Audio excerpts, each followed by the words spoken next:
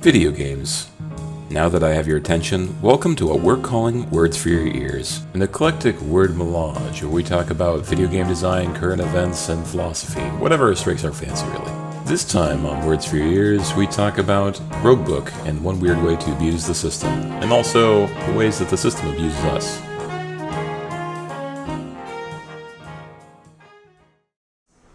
So you can see here that what I'm doing here is I'm playing this card Devil's Rest that I've modified to cost 4 more, but it gives me 8 energy back, and then it shuffles itself back into my deck after playing it, right?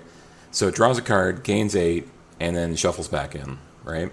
So I have enough energy here, you can see in the lower lower left, that I have 62 energy. Why is that? Well, it's because I'll play Devil's Rest, draw this other card here that also has a banana on it, a bronze banana, and it says charge, doesn't matter, attack, that's important, draws a card, shuffle your deck after playing this. So I get to play this card for 1, and then I go and draw my Devil's Rest again, which costs 5, right? So 6 with the other card, and I gain 8. And I just can play these back and forth repeatedly forever. So, yeah, that's what we call an infinite combo. This one's a pretty magical Christmas-like combo to share the word for magic. I think it's slang and magic, but yep. So it turns out if you have enough bananas, which is 2, a third one helps. I got 3 bananas, pretty rare, and you get 2 cards with 2 sockets, or at least 1 card with 2 sockets that is cheap and draws a card in some capacity, or you can make draw a card. I actually think that your card has to draw a card. I think that the only way that this works is that Devil's Rest says draw a card on it. Otherwise, that this wouldn't do what it's doing. There's no way I can add draw a card, but I couldn't. I could add a banana, but that I couldn't add the crystal. So like the fact that both of these say draw a card is really important. I could have made this one say draw a card with a gem. But, yeah, there you go. Just playing back and forth until you win the game. I can even draw this out so I can get to 100 energy. So what I'll do is I'll play that. And then I'll play this one. Midway through here, I actually gave my Cypher Rage, so he wouldn't draw 2 cards, because I was using the second card draw to set this up. Because you got your draw pile has to be, in a very specific condition, which you can help, set up by feeding your bananas back into your deck. But other than that, it's an easy misfire. At the current state of the game, you can still go back to the main menu to restart any fight. So if this messes up, you're trying to do something like this, you could always just save scum the fight, which honestly, in the state of Roguebook, the way it is, save scumming is basically, I don't know, kind of core to the game. There's so many fights that can just go completely wrong, or you enter into a fight that you had no way of winning from the beginning. Especially in higher difficulty levels, like over here we got we're on 13, I think, right? So yeah, I'm not a huge fan. I feel so weird about Roguebook, right? I don't think I actually like this game, but I keep playing it. All right, I'm basically just getting achievements at this point. One of the achievements is at least 500 hours worth of play. I think that the achievements in this game are probably unethical. I don't really think that you should make any achievement in any game take 500 hours. Just FYI. There's one of those in Deep Rock, but I guess I like that game, so I'd feel less bad about it. I mean, I guess if it's okay if you have a game that people actually want to play. The tricky part about this is I almost think that it was unethical in Deep Rock too, even though I like Deep Rock, because some people are kind of driven to get achievements regardless of the costs, and and by some people I mean I think a lot of people, by design, achievements are designed to be engagement traps. So basically whenever you put an achievement in the game, you should be concerned with what someone who doesn't have very much control over their life, or that maybe they feel compulsed, they have a lot of compulsory habits, what they might do with your achievement, right? Sometimes you have to think about like, oh, of course I have to get engagement in order to make a game, right? I need people to play my game so that I can get people to spend money or purchase the game or tell others, and they buy the game, and then I'm making money that way. It's basically like the current state of the industry is that every hour of play equals to more money you make. Like, user bought this game, play it for 100 hours. Every one of those hours after my purchase still translates into some amount of conversion on another player purchasing this game, or maybe I buy extra DLC or whatever, right? So that philosophy, right, is proven to work in some extent, right? Like, companies doing it and it's showing results, so that's a thing, and can't deny that. But you know what else has a huge amount of engagement? And that's a slot machine. Slot machines aren't ethical, not in the slightest. They take this part of your brain, this one weird trick, and they just they capitalize on this weird engagement thingy that like gets people addicted to slot machines, to gambling. Gambling's addictive. This is a known thing. Look, 101 energy. We did it. And so throwing things in your game just because they give you engagement can lead you to a situation where you just made a fruit machine. Fruit machine is just another way of saying slot machine. And by that point, I think you should be asking why you are making the game in the first place. Are you making a product so that you can sell it to people and make money? Like, there are lots of ways to do that. If you're trying to make a game that people are going to play and enjoy, maybe consider designing your game in such a way that it's an enjoyable experience.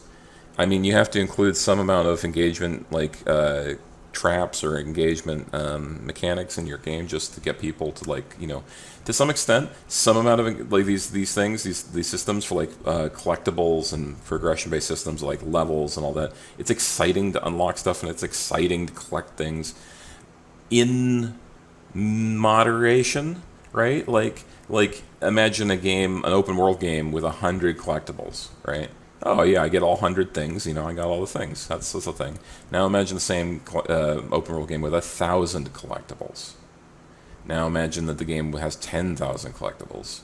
At a certain point, you're going to hit this mark where you're not done with the game, but you no longer want to play the game anymore. That every hour you play the game is just miserable. Increasingly, and it's not just like it goes like, oh, having fun, chunk, not having fun, right? I'm gonna close my window because I keep looking at my face.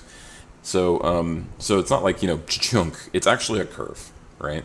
You're gonna have this curve of you're going to start off having, not very, like, not crazy amount of fun. You're excited about the game you purchased. It's going to go up as you get the initial discovery engagement section, right? You get immersed in it, right? Immersion kicks in your peak. And then pretty much after that, you're going to, like, slowly decrease the amount of fun until you hit, like, could be more discovery sections. What I've been learning recently is just that the discovery and immersion and phases, they don't have to be linear. They can keep going back and forth. And if you think back on some of the games you played, I think you can imagine that to be true. You can like for instance, you are playing a game like Half-Life, you get to a new chapter and you're like, oh, Ravenholm, whoa, what's this? Discovery, immersion, right? If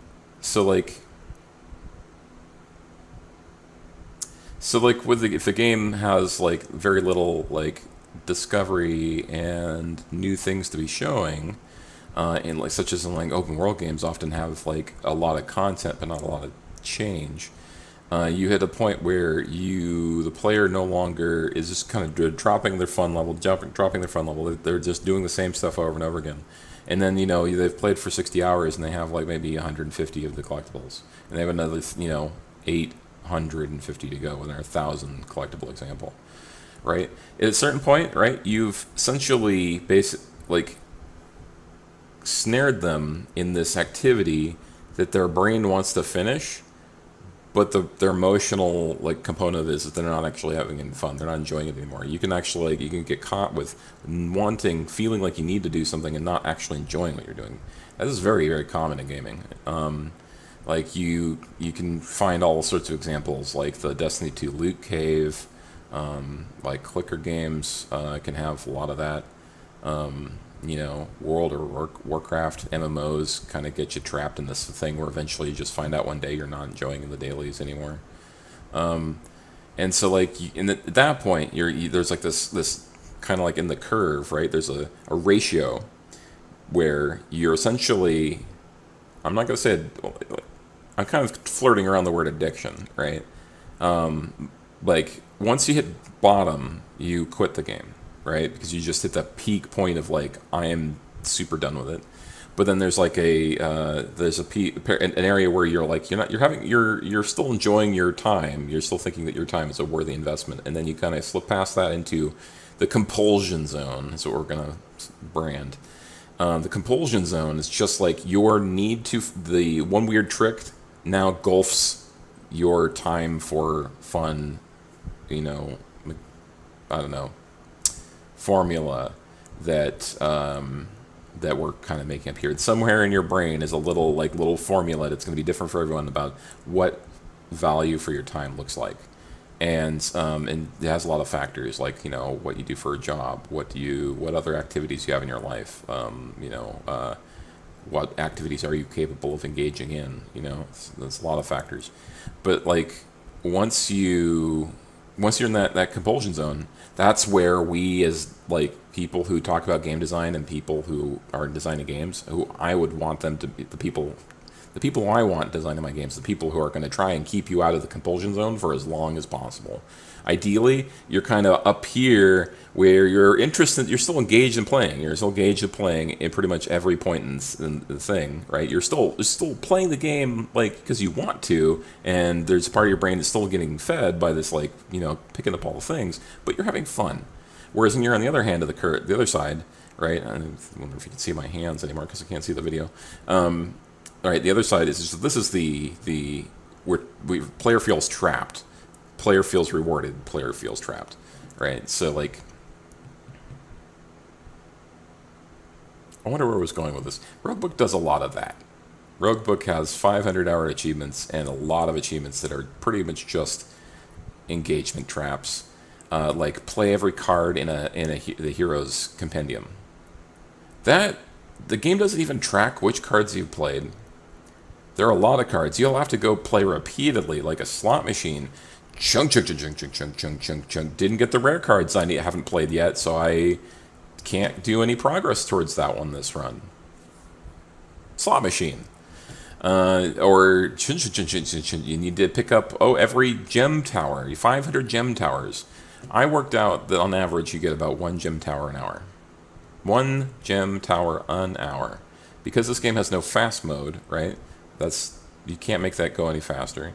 You could hypothetically like try to like play on the easiest game setting, reveal some stuff on the open map, find a gem tower, quit, and then reload the map, right? Do a new run, right? So that just go in, you run in, you just reveal a bunch of stuff, try to find a tower, close the run out, start a new run. That would probably speed up that process immensely. But you know what?